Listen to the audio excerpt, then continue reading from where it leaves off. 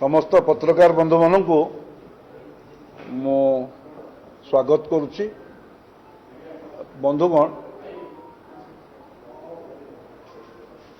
वर्तमान राज्य रे निर्वाचन आसन्न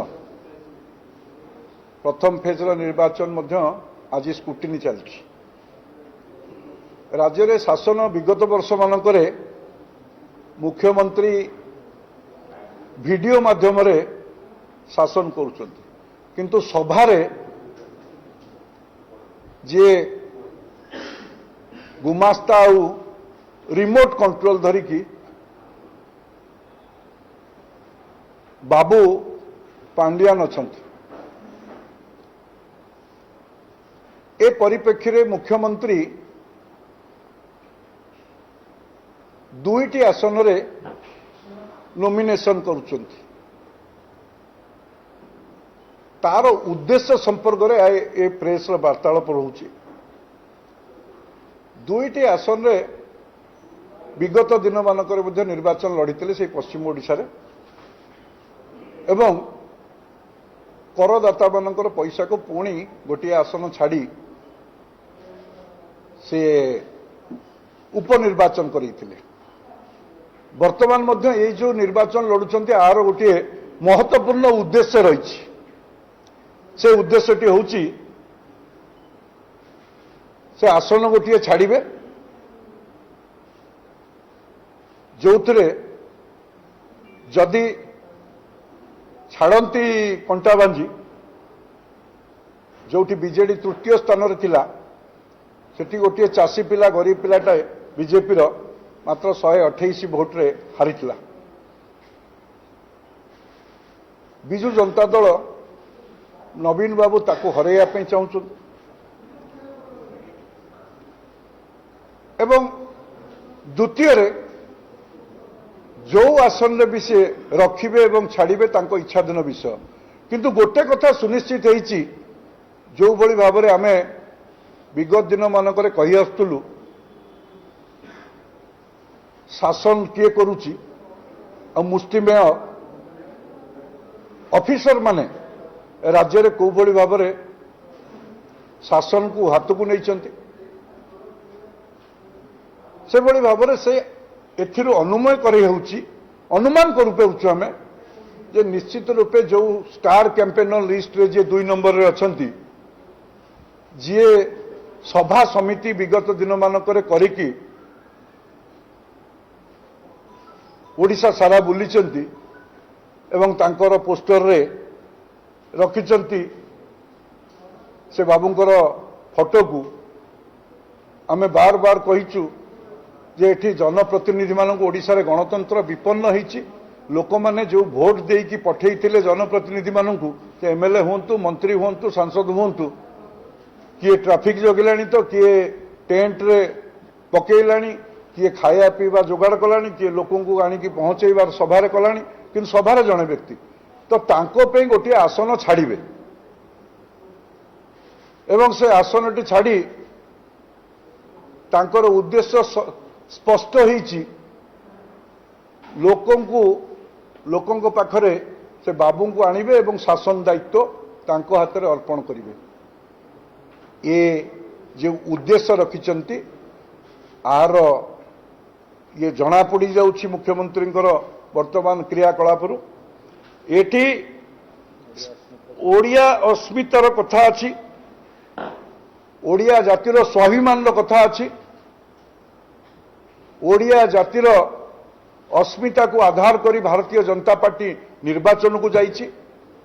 मुख्यमंत्री ये जो सुचिंतित योजना एवं जो उद्देश्य अच्छी ताकू केभे सफल करदेबेन।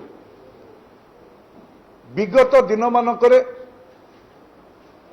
जो 5T ना रे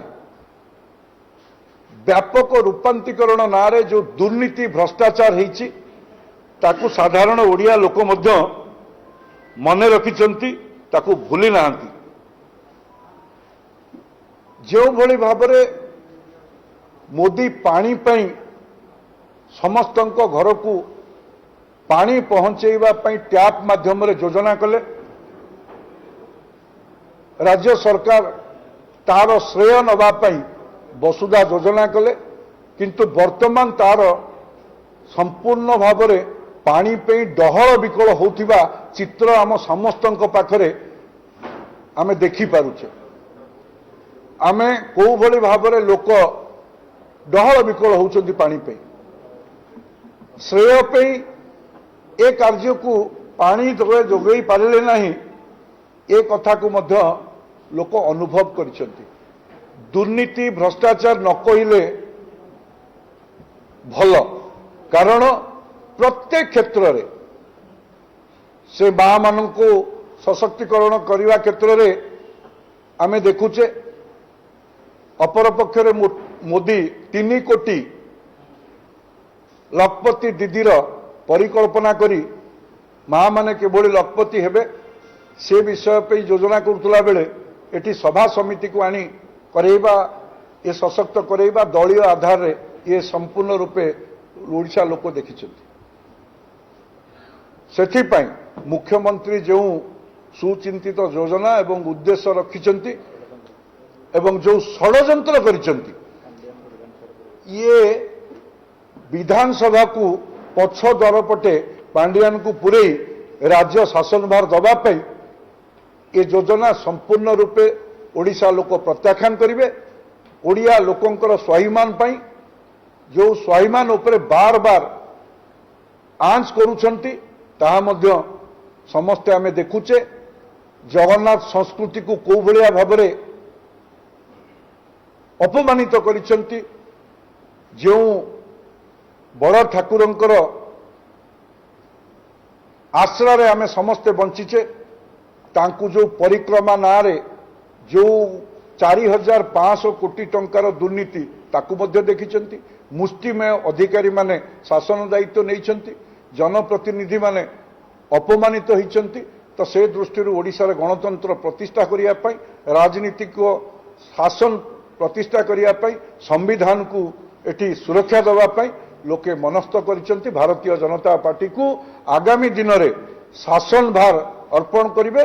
जो शासन आसीबार जो प्रक्रिया ताकू जनता मन भितर स्थिर करिछंती। बीजेपी रो शासन आसिले ओडिशार जो अपार संभावना अछि ताहा ही ताकू परिपुष्ट करि परिबे।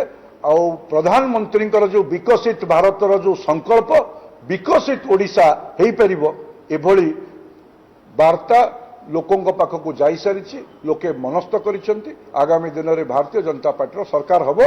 मुख्यमंत्री जो उद्देश्य जो षड्यंत्र ताहा ओडिया लोक विफल करिवे या मोर दृढ़ विश्वास। धन्यवाद।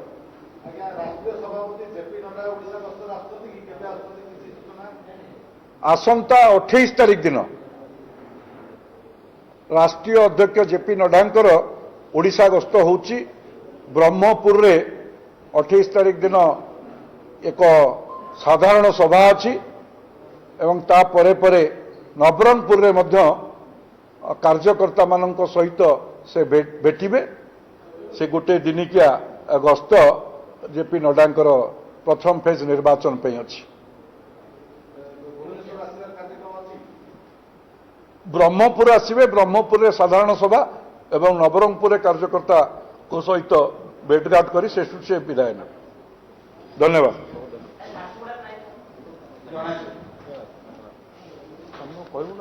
आमे आउ सब जो गस्त बारंबार हम से गस्त को निश्चित रूपे आपण मान प्रकाश करूँ।